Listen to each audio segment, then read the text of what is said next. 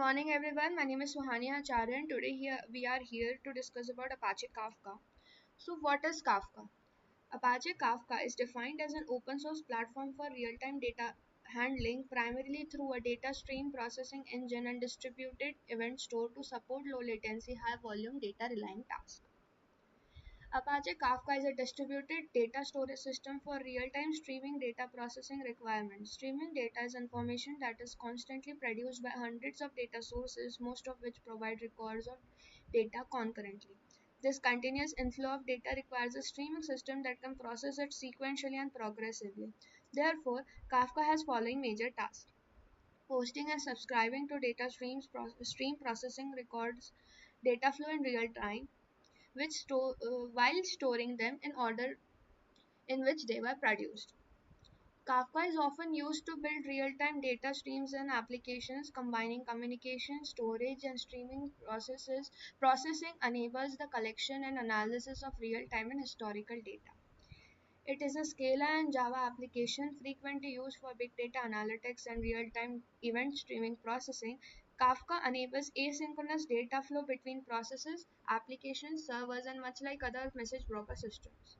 Before development of event streaming systems like Kafka, data processing was traditionally carried out by recurring batch tasks where raw data is initially stored and then processed at random intervals. Kafka captures precisely what occurred and when using streaming data. This file is known as immutable commit log. It may be added to but cannot be altered, making it immutable. From there, you can access the data by subscribing to the log and publishing it from various systems and data real-time processing. Kafka, however, has a reasonably low overhead compared to other messaging systems since it does not monitor user activity or remove messages that have been read. On the other hand, it keeps all the messages for a predetermined period and leaves it to the user to track which messages have been read. Each node in Kafka cluster is referred to as a broker, and Kafka software operates on one or more servers. Broker's responsibility is to assist producer apps in writing data to commit to topics and consumer application in reading from the topics. Kafka utilizes an open source server called Zookeeper to manage clusters. To make topics more manageable, they are separated into partitions, and Kafka ensures strong ordering for every partition. So, what is Kafka used for? Kafka is used to build real-time streaming data pipeline and real-time streaming applications. A data pipeline reliably processes and moves data from one system to another, and streaming application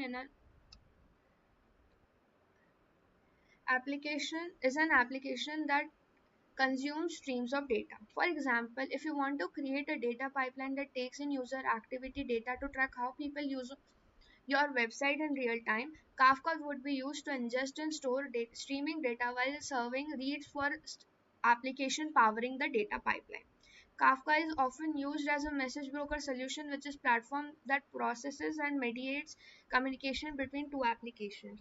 Kafka is also used for log aggregation, that is centralizing of logging data, and it is widely used for marketing analytics like platforms like Google, Facebook, LinkedIn, Twitter, Instagram. They all connect each other for data that what a user is doing on their websites. Like you have always noticed that whenever you search for something on Google, you get similar ads on LinkedIn. Sorry, Instagram. So that's marketing analytics. So why is Kafka used?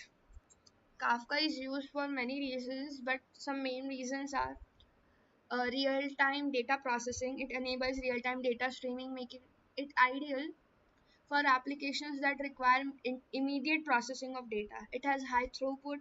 Kafka can handle a large volume of messages per second, making it suitable for higher scale applications. It is scalable. It can easily scale horizontally by adding more brokers to handle increased loads. It is durable and reliable. Kafka persists messages on disk ensuring that data is durable and is allowing for recovery in case of failures. It has a decoupled architecture. Producers and consumers are decoupled, allowing different components of application to evolve independently. It has flexible data integration. It integrates well with various data sources and sinks, enable seamless data flow across systems. It is used for data replication. It is used for threat detection. It provides microservices like Kafka Streams is a client library for building application and microservices. It has event-driven architecture. Kafka can serve as a centralized hub for receiving and distributing events, like we have discussed. So now we will discuss about Kafka architecture, and first we'll discuss about Kafka cluster architecture. So Kafka cluster architecture is some of the primary structural element of Kafka. That is, first one is Kafka broker. A server participating in Kafka cluster is known as a broker. The Kafka cluster is typically created by numerous brokers cooperating to enable load balancing, trustworthy redundancy, and failover. For cluster administration and coordination, brokers use Zookeeper. Each broker instance can handle read-write volumes of up to tens and thousands of per second without affecting performance. Each broker has a unique ID and is capable of managing divisions of one or more topic logs. The brokers also use Zookeeper for a process known as leader elections, where a broker is chosen to take the lead in handling client requests for particular topic's unique partition. Kafka Zookeeper. The Kafka cluster is managed and coordinated by Kafka brokers using Zookeepers. Where a Kafka cluster changes, Zookeeper notifies all the nodes. For instance, when a new broker enters the cluster or a broker fails, Zookeeper notifies the cluster. Moreover, Zookeeper facilitates leadership elections among the broker and topic partition parents. It also aids in determining which broker will serve as a lead for each partition and which broker have identical copies of data. Next up is Kafka producers. The idea of a producer is same in Apache Kafka as in most messaging systems. A data producer specifies the subject on which one should broadcast a particular record or message. A producer can also determine which partition a specific record or messaging is published to because partitions are utilized to offer further scalability. Producers do not need to define any particular partition. Consequently, it is possible to load balance topics in round robin fashion. Next is Kafka consumers. The Kafka partition is offset because Kafka brokers are stateless.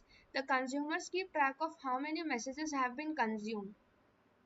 Additionally, once the consumer recognizes a specific message offset, you can be sure that they have consumed all previous messages. The consumer sent asynchronous pull request to broker to provide a buffer of bytes ready for consumption. Users can fast forward to any point in a partition by simply providing an offset value. Consumers are also informed of offset value via Zookeeper. So, Kafka architecture is made up of a compute layer, storage layer, and four core APIs. So, storage layer is a distributed system that stores data efficiently, and compute layer consists of four core APIs which allow Kafka to scale application across distributed systems. So, Kafka API architecture. Producer, consumer, stream, and connector are the four primary APIs of Kafka architecture. Producer API. An application may submit a data stream to one or more Kafka topics using a producer API. Consumer API. Consumer API allows application to manage stream of data sent to them and subscribe to one or more topics. Stream data. Streams API. An application gets the ability to perform the duties of a stream processor thanks to Streams API. The application receives an input stream for either one or some of the topics, processes it, and then sends the complete stream to output topic. Connector API. The connector API enables the creation and operation of reusable producers and consumers that link Kafka topics to apps or information systems. For example, links to relational databases may preserve a record of every modification made to the table.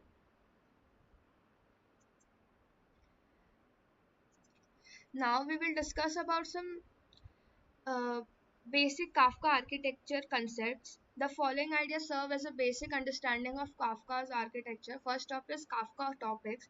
A Kafka topic describes a channel for streaming data, a logical channel for producers to publish messages and for consumers to receive messages. Consumers hear messages from topic they subscribe to once producers submit to those subjects. Certain types of communication are published to particular topics and topics recognize messages. There is no limitation on a quanta of subject that one can generate within a cluster. Topics or themes are given distinct names. Next is Kafka partitions. Partition, this is a cluster and there are topics inside of them and the topics are divided into partitions. The topics are separated into partitions inside a cluster and partitions are replicated among brokers. A topic can be read in parallel by many consumers from each partition. Producers may also attach a key to a message which directs all the messages with an identical key to that division. Messages carrying keys are round robin transferred to partitions, but messages sans keys are progressively added and stored inside partitions. Using keys, you may enforce the processing order of communication in Kafka that contain the same key. Next is Kafka topic replication factor. Topic replication is needed to make reliable Kafka deployments and offer higher availability. When one broker fails, topic replicas on other remain available. This ensures that data remains accessible and Kafka implementation does not encounter any issues or unexpected downtime. The replication factor will determine the number of copies of a subject and store in data clusters.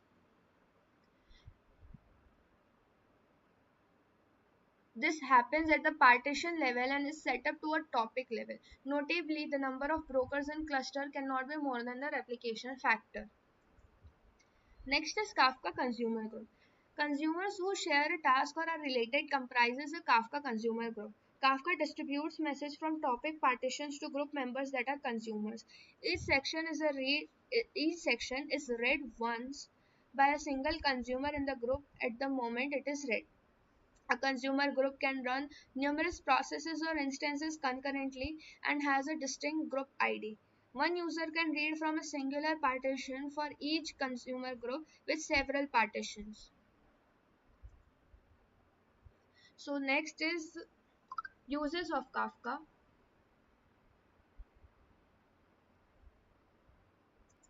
The first use of Kafka is activity monitoring. This was the Kafka's original use case. LinkedIn's user activity tracking process had to be rebuilt as a series of real-time published subscribe streams. Each Since each user page views creates several activities matches such as user clicks, registrations, likes, time spent on particular pages, orders, environmental changes, and so on, activity tracking is frequently at high volume. Users may print this location on specific Kafka related topics. Each feed can be loaded into a data lake or data warehouse for offline processing and reporting, among various other use cases. The data is then processed as needed by the other application then have subscribed to a topic. Next is as a messaging broker. As an alternative to more conventional message broker, Kafka performs admirably. There are several uses for messages. Kafka is a good choice for large-scale messages processing using use cases. This is due to its faster throughput, built-in segmentation, increased replication, and fault tolerance compared to other messaging systems. Next is the use in text streaming platforms. Kafka user often processes by data using multi-stage processing pipelines. In these processes, raw input data from Kafka topics is merged, augmented, or otherwise transformed before being placed in new topics for additional uses or processing.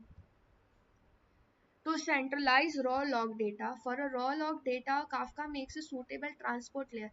Even though it is advisable to use centralized site for log storage, Kafka is useful when you need to spread data for various needs. Imagine you are unsatisfied with your existing log aggregation solution and want to switch to something else. However, you can also plan for upcoming changes rather than just scripting the switch. Apps may use Kafka as a data transit point to move data from Kafka topics, which is an excellent match for cybersecurity, loggings, and monitoring. Next is data analysis for IoT. Another possibility is to use Kafka as centralized hub for sending and receiving messages from IoT devices. You may have several IoT devices feeding Kafka data like how consumer visit your website. You may set Kafka up to scale out or scale in to handle peak traffic levels as a fleet of device expands. Consider installing an IoT device to on each train in a city. Information regarding the train will be sent from each IoT device. Processing data in real time. Many systems need data to be handled whenever it is available. With very low latency, Kafka delivers data from producers to consumers. Financial institutions can use this to collect, process payments and financial transactions in real time, stop fraudulent activities as soon as they're discovered, or update dashboards with current market price. So, conclusion is that Kafka is essential tool for those working with the data applications, mainly due to rise of real-time data streaming. Confluence 2022 Business Impact of Data Streaming State of Data in Motion report found that 97% of the companies today tap into real-time data streaming. For 80%, it is critical to build the business processes and customer experience. Kafka is a little bit difficult to learn, but it is flexible, powerful, and accessible to all the users. Thank you.